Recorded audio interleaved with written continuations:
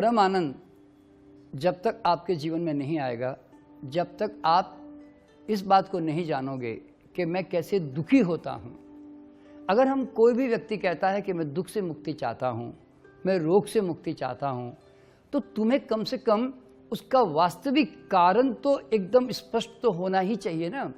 आप कैसे दुख पैदा करते हो जब आपको पता ही नहीं है, कैसे निकालोगे? और अगर तुम रोग का कारण भी नहीं जानते, कैसे निकालोगे? और जब तक तुम निकालोगे नहीं, तुम कैसे मुक्त हो जाओगे? और फिर तुम जो भी करोगे पैचअप वर्क ही करोगे। तो इसीलिए मैं इस कार्यक्रम के माध्यम से तुम्हें वो सारी बातें बताऊंगा, मैं तुम्हें वो सब कुछ जानकारी दूंगा कि जिससे आप एक सचमुच एक वास्तविक जीवन की तरफ, एक वास्तविक आनंद की तरफ आगे बढ़ सकें। तो अब 4 शब्द हमारे हर आदमी अपने जीवन में इस्तेमाल करता है: भाग्य, संयोग, चमत्कार और परमात्मा की मर्जी। भाग्य, हमें यह समझना बहुत ज़रूरी है इस संसार में कि हमारा भाग्य बनाने में किसी को भी इंटरेस्ट नहीं है। Nobody is interested in our destiny।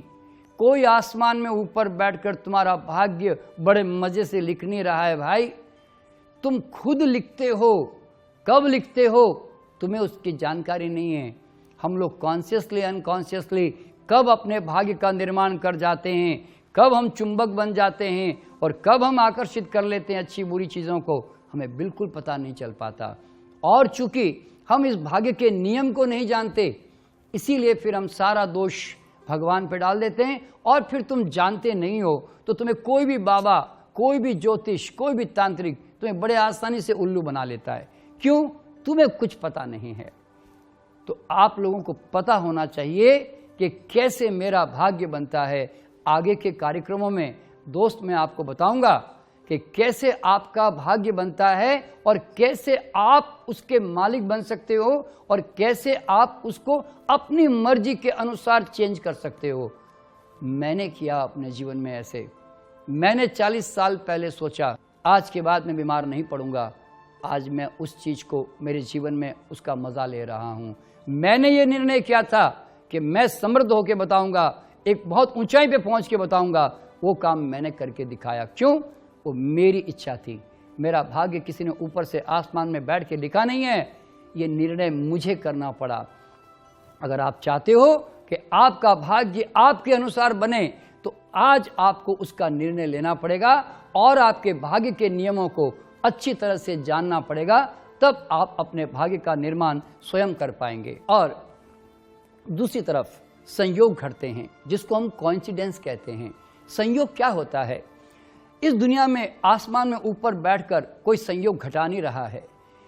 जब भी कोई चीज़ें गतिशील होती है तो संयोग तो बनेंगे ही। अगर कोई चीज़ गतिशील नहीं है तो संयोग कैसे बनेंगे?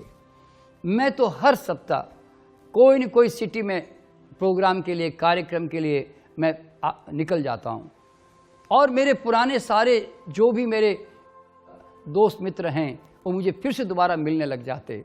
मुझे बार बार एयरपोर्ट के ऊपर ऐसे लोग मिलते रहते हैं जो खुद भी ट्रैवलिंग में रहते हैं, तो मेरे बड़े सहयोग बनते हैं उनसे मिलने के लिए, लेकिन आपके नहीं बनते। क्यों? कई लोग आप जानते हैं कि महीनों महीनों तक, सालों सालों तक बाहर नहीं निकलते, उनके संयोग नहीं बनते।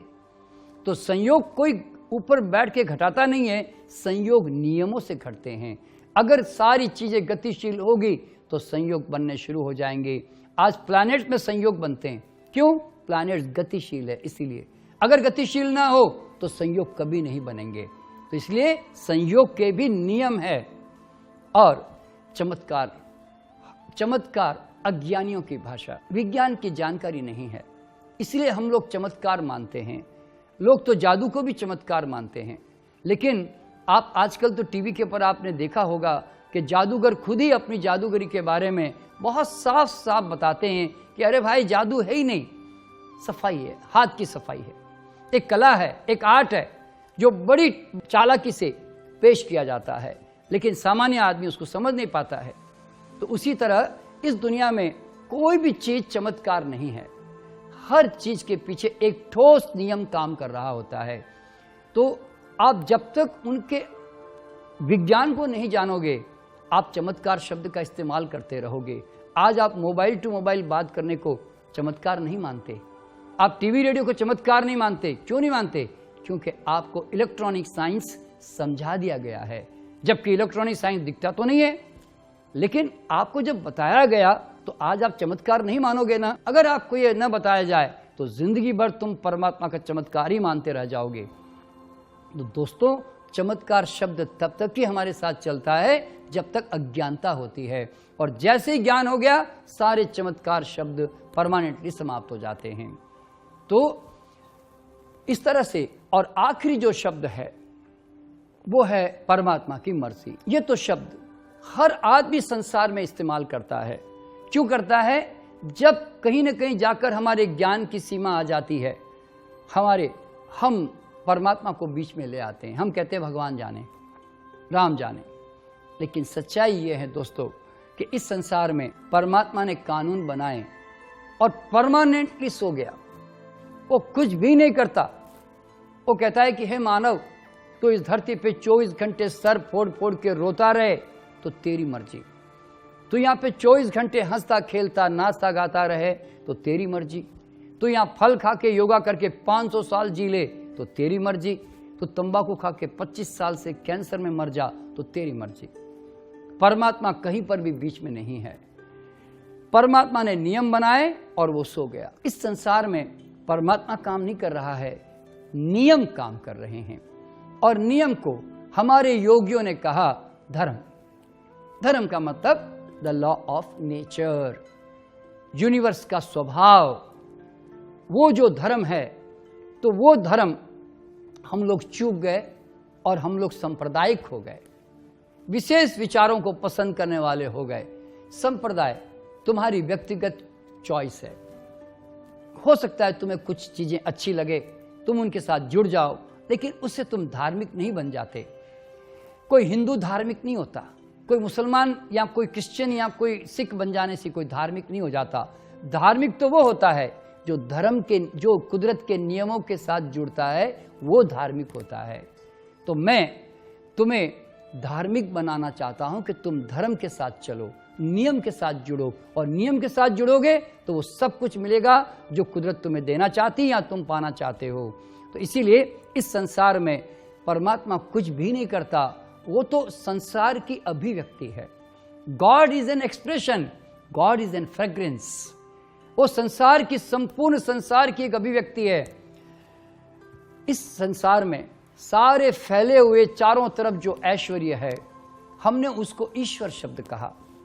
जो गॉडलीनेस है चारों तरफ, हमने उसको गॉड कहा। जो भगवत्ता है चारों तरफ, हमने उसको भगवान कहा। जो दिव्यता है चारों तरफ, हमने उसको डिवाइन कहा, डिविनिटी कहा। तो ईश्वर सारा एक एक कण में अभिव्यक्त हो रहा है। हमारे योगियों ने जो कहा कि ईशावास्यम इदम सर्वम, के सारा संसार ही ईश्वर है। सब कुछ ईश्वर के सिवा कुछ भी नहीं है। इवन आप भी ईश्वर है, मैं भी ईश्वर हूं।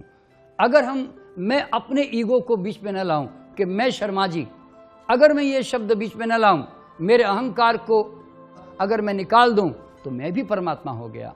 लेकिन मैं परमात्मा नहीं बन पाऊंगा अगर शर्मा जी बीच में आ गए तो इसीलिए हम जैसे ही अपने अहंकार से मुक्त होकर हम एक हो जाते हैं यूनिवर्स ब्रह्मांड के साथ, तो ऐसे व्यक्ति जो है खुद परमात्मा बन जाते हैं। और सारा अध्यात्म है क्या? अपने अहंकार को पहचानो कि ये इमेज कैसे बनती है, और इसको पहचान कर डिसॉल्व करो, मुक्त हो जाओ इससे। तो आदमी बस इसी से मुक्ति नहीं हो कर पाता, उसके कारण वो परमात्मा बन भी नहीं पाता। इसीलिए परमात्मा कोई खोज की वस्तु नहीं है, परमात्मा कोई पाने की वस्तु नहीं है। परमात्मा तो है, तुम्हें बीच में से हट जाने की जरूरत है, तुम्हें बाधा हटाने की जरूरत है। You have to become God, you don't have to search the God. इस तरह से, इसीलिए परमात्मा की खोज मत करना, और जो है उसकी क्या खोज करना। मैंने एक शेर लिखा कि सब कुछ मिला हुआ है, क्या तुम खोजते हो? सब कुछ मिला हुआ है, क्या तुम खोजते हो? पानी में डूबकर भी पानी को खोजते हो। तुमसे बड़ा अजूबा है क्या कोई जहां में? तुमसे है ये दुनिया, वरना क्या रखा जहां में। तुमसे बड़ा अजूबा है क्या कोई जहां में, तुमसे है ये दुनिया, वरना क्या रखा जहां में, तुमसे भी आगे क्यों तुम भगवान खोजते हो, सब कुछ मिला हुआ है क्या तुम खोजते हो। तो दोस्तों, ईश्वर की खोज बेईमानी है। खोज तो अपनी करनी पड़ती है। वो तो जो है उसकी क्या खोज करनी, वो तो हर प्रतिपल वो ही नटराज की तरह नृत्य किए जा रहा है। इसीलिए मेरी ईश्वर की खोज नहीं है। और चूंकि ईश्वर सारे संसार की अभिव्यक्ति है, तो आप उसको व्यक्ति के रूप में देखना पसंद करते हैं। और इसीलिए जब तक आप ईश्वर को व्यक्ति मान के चलोगे, जब तक आपका जीवन ईश्वर को कभी नहीं खोज पाएगा।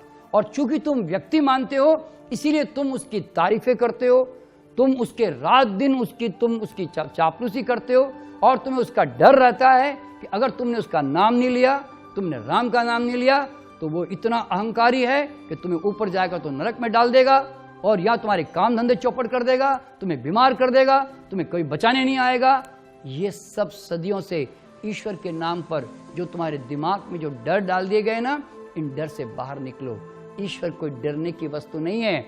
ईश्वर प्रेम करने की वस्तु है। ईश्वर अनुभव करने की वस्तु है।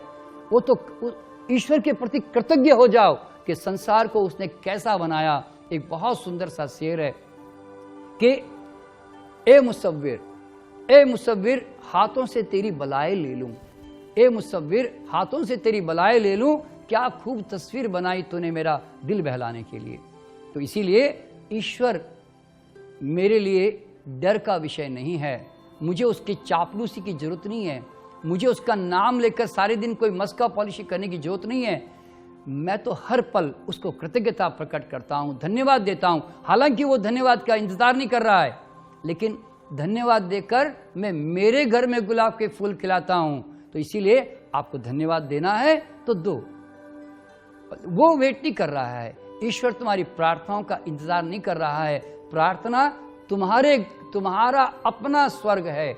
तुम्हारे घर में फूल खिलाने की कला है। अगर तुम जीवन हर पल ईश्वर को अनुभव करोगे, तुम्हारे अंदर से प्रार्थना फूट पड़ेगी, अपने आप निकल के बाहर आ जाएगी।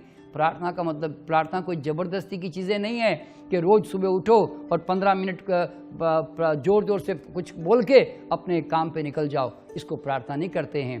प्रार्थना का अर्थ होता है हमने ईश्वर का ऐसा स्वाद चखा कि हृदय से आ उठ गई, तो ये हुई सच्ची प्रार्थना। क्यों? स्वाद चखा, आ उठे। तुम ऐसा क्या स्वाद चखते हो भाई रोज जीवन का, जो तुम्हारे अंदर से बड़ी प्रार्थनाएं उठ रही है? इस भ्रम से बाहर निकलो। तुम्हारी सारी प्रार्थनाएं झूठी है, तुम्हारी सारी प्रार्थनाएं आदत है, एक कर्मकांड की तरह है। अगर तुम सच्ची प्रार्थना करना चाहते हो तो ईश्वर को हर पल अनुभव करो। क्या तुम्हें पानी के ठंडक में महसूस नहीं होता? तुम रोज पानी पीते हो, कभी तुमने महसूस किया कि मैं उस ठंडक में कौन है? वो वही तो ईश्वर है। तुम रोज हरियाली देखते हो, तुम फूल देखते हो, तरह तरह के लोग देखते हो, तुम सेब खाते हो, केला खाते हो, फल खाते हो, कभी उस स्वाद में महसूस किया आपने? वो तो हर चीज में वही डूबा हुआ है।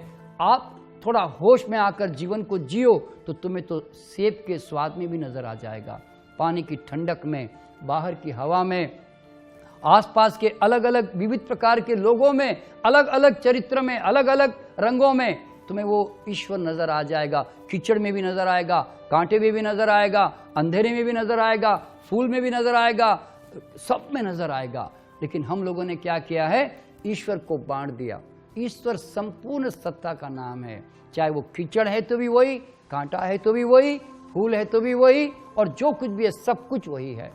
इसीलिए मेरे लिए तो संपूर्ण स्वीकृति ही ईश्वर है। मैं तो उसको नालायक आदमी भी देखता हूँ, लायक आदमी भी देखता हूँ, और दोनों के भीतर देखता हूँ। कोई चश्मे चढ़ जाने से, कोई रंग चढ़ जाने से कोई उससे फर्क नहीं पड़ता। एक आदमी अगर अंधा बनकर जीवन जी रहा है तो क्या फर्क पड़ा हुआ है? उसने बेचारे ने चश्मे ओढ़ लिए अपने ऊपर, देख नहीं पा रहा जीवन को साफ साफ। और एक महात्मा में क्या अंतर है? उसने अपने चश्मे उतार दिए, अपने अंधेरे गायब खत्म कर दिए, इसलिए वो आज जाग के जी रहा है, वो बेहोशी में जी रहा है। हो सकता है कल वो होश में आ जाए। तो इसीलिए मेरे लिए हर व्यक्ति में परमात्मा छुपा हुआ है। मेरे लिए कोई व्यक्ति अलग नहीं है। तो इसीलिए मेरे जीवन में परमात्मा की ही खोज नहीं है, मैं परमात्मा को जीता हूँ, मैं परमात्मा को पीता हूँ, उसको खोजता नहीं हूँ। इस तरह से। लेकिन लोग जो डर के मारे उसको हर वक्त उसके पीछे लगे रहते हैं, इससे मुक्ति पाओ। परमात्मा को सचमुच अगर आप उसको पाना चाहते हैं तो उसके साथ जुड़ने का प्रयास करो। मैंने एक शेर लिखा है, सदियों से लोग न जाने क्यों परमात्मा को रिझा रहे हैं, सदियों से लोग न जाने क्यों परमात्मा को रिझा रहे हैं, खोकर अपना अमूल्य समय खुद को ठगा रहे हैं। अरे परमात्मा कोई व्यक्ति नहीं जिसे खुशामद का इंतज़ार है, परमात्मा कोई व्यक्ति नहीं जिसे खुशामद का इंतज़ार है, परमात्मा तो प्रकृति का नियम है जिस पे चलना ही सच्चा उपचार है। तो दोस्तों, नियम के साथ जुड़ो तो परमात्मा के साथ अपने आप जुड़ जाओगे। परमात्मा के पीछे मत भागो, उसके प्रति जागो, मैं यूं कह सकता हूं। इसीलिए परमात्मा इस संसार में नियम के रूप में है और धरती की तरह है परमात्मा का नियम। मैंने एक कविता लिखी कि धरती को क्या बीज से नाता, धरती को क्या बीज से नाता, जैसा बीज को बोया जाता उसी स्वभाव गुण धर्म को लेकर कड़वा मीठा फल बन जाता। कुदरत का कानून है धरती, कर्म तुम्हारे बीच, एक बीज के फल हजार हैं, हजार फलों के लाखों बीच। कहे नंद नहीं कोई जगत में नरक स्वर्ग को देने वाला, नर्क स्वर्ग स्वयं हम स्वयं रचते, पल पल जैसा बीज को डाला। आहार व्यवहार विचार से हर पल बीज जो बोए, पल पल फल बनता गया, अचानक कुछ ना होए। कहे नंद जागे रहो, सचेत रहो हर पल, इस पल बोया बीज ही फल लाएगा कल। राम नाम से तरे न पत्थर, घी ना नीचे जाए, कुदरत के कानून में राम ना अड़े आए। तो भाई, इस संसार में सब कुछ नियम के अंतर्गत चल रहा है और जो भी गुरु जागा हुआ होगा वो नियम की बात करेगा। वो तुम्हें भगवान की पूजा करने के लिए नहीं जोड़ेगा, वो तुम्हें नियम के साथ जोड़ेगा। इसीलिए भगवान बुद्ध, भगवान महावीर या भगवान नानक, ऐसे ऐसे महात्मा जो इस संसार में आए, उन्होंने आपको नियम के साथ जोड़ने का प्रयास किया। क्योंकि जो भी व्यक्ति, वो जानते थे कि नियम के साथ जुड़ेगा वो परमात्मा के साथ ऑटोमेटिकली जुड़ेगा ही। तो इसीलिए ये सारा जो मेरे इस प्रोग्राम का जो मेरा प्रयास है वो यही है कि जितनी पुरानी मान्यताएं और हमारे जो विश्वास हमने झूठ मूठ के जो बना लिए हैं, इनसे बाहर निकलें और जीवन का जो सरल सत्य है उस सत्य को पहचानें और अपने जीवन को ऊंचा उठाकर अपने आकाश को खोजें।